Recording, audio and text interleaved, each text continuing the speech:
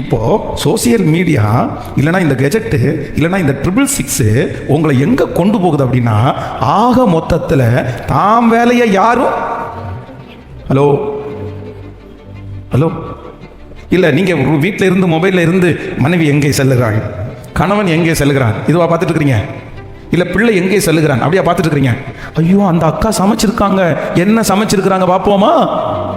அந்த அண்ணன் மனைவியை கூட்டிட்டு போறாங்க, எங்க கூட்டிட்டு போயிறார் பார்ப்போமா? ஐயோ இந்த அண்ணன் ஒரு வீடு கட்டி இருக்கிறான், அந்த அண்ணனுடைய கக்கூஸ் எப்படி இருக்கு பார்ப்போமா? இந்த டூர் போறாங்க பாருங்களேன். ஃபர்ஸ்ட் எல்லாம் இந்த ஹோம் டூர் அப்படின்றது ஃபேமஸா இருந்துச்சு. இப்போ பாத்ரூம் டூர் தான் ரொம்ப ஃபேமஸா இருக்கு. ஆமா, பாத்ரூமுக்குன்னு ஒரு டூர், அப்படின்னா கக்கூசுக்குன்னு ஒரு டூர். அடுத்தவங்க கக்கூசை பார்த்து நம்ம என்ன பண்ண போறோம்? ஆனா நம்ம நிறைய பேர் பார்த்து உட்காந்து அதுல கமெண்ட் பண்ணி, மிகவும் அருமை, க்ளோசெட் மிகவும் அருமையா இருக்கிறது, ஃப்ளஷ்ல தண்ணி புஷ்ன்னு வருகிறது.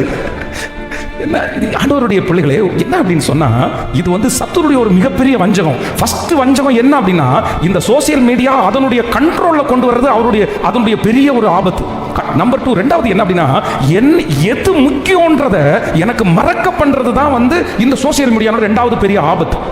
எது முக்கியம்? இப்ப வாலிப தம்பிக்கு எது முக்கியம், வாலிப தங்கச்சிக்கு உன்னுடைய முக்கியமான அந்த காரியத்தை உன்னை மறக்க பண்ணுது. இப்ப பாருங்க, இப்ப நான் எக்ஸாம் இன்னைக்கு 41 வயசு ஆயிடுச்சுன்னு வச்சுங்களேன். இந்த 41 வயசுல நான் இப்ப 10th ஃபெயில் ஆயிட்டேன். 11th படிக்கணும்னு எனக்கு ஆசையா இருக்கு, +2 படிக்கணும்னு ரொம்ப ஆசையா இருக்கு.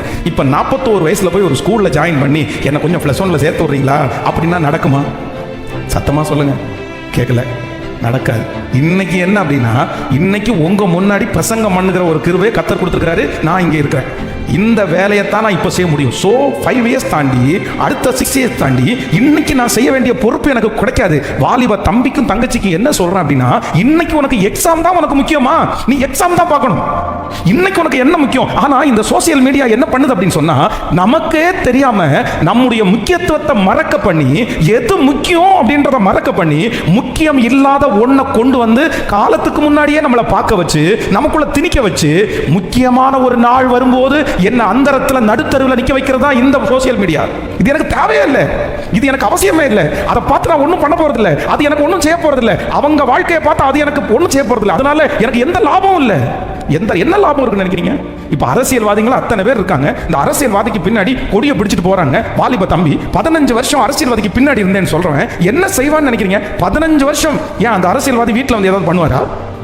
அவருக்கு யாருன்னே தெரியாது. ரொம்ப கவனமா இருக்கணும், ரொம்ப கவனமா இருக்கணும். நான் ஏன் சோசியல் மீடியாவை ரொம்ப கவனமா யூஸ் பண்ணணும் அப்படின்னா, எனக்கு முக்கியமே இல்லாததற்கு நேராகி அது என்ன பண்ணுது அப்படின்னா, என்னை அறியாமலே டிராவல் பண்ண வைக்குது.